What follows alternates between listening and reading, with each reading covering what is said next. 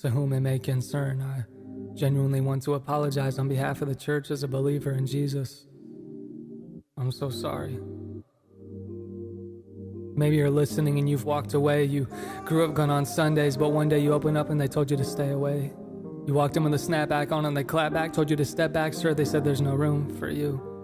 I'm sorry for people making Christianity about a specific political view. I'm sorry for them picking their favorite sins and pointing at you. I'm sorry for Christians making it all about the color of the pews more than they cared about you. I'm sorry, I honestly don't even know what to say. There's no excuse. I'm intimidated to even give this word. I just know there's one person that has for sure felt your pain. What's crazy is the shepherd of the sheep was ostracized, misrepresented, and eventually crucified, but most people think it was just the people of Rome and not the ones who were with him or following him, but it was actually his own.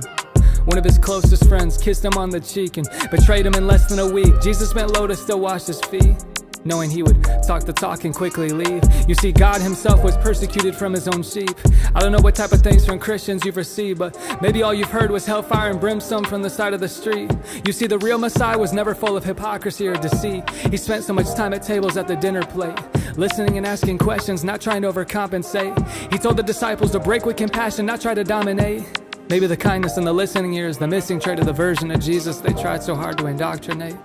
I'm sorry for the Christians who have made it about a ritual. They made it so habitual, they made it legalism, and then they called it spiritual. I'm sorry for all the condemning one-liners on Facebook, but they never took a chance to meet you face to face and hear your story. I'm sorry they made it more about a vaccine. I'm sorry no one has ever reached out to you since COVID-19. Maybe you felt a lack of authenticity. Maybe your small group was so full of toxicity. I'm sorry we made it more about an election. I'm sorry we made it more about rules than connection, but we've been an imperfect reflection of our Savior's perfection. And I know my words probably won't be enough, and some may call it fluff, but I pray you hear me genuinely now. You are loved. You are more than enough. You're worth fighting for. He would leave the 99 for you, rebuke the religious and flip all of the tables for you.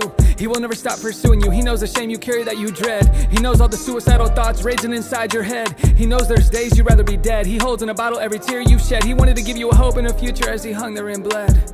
He has countless thoughts of love for you to be said, and I know I don't know all the details of your circumstance. I just pray you give Jesus a second chance. Love, Andy.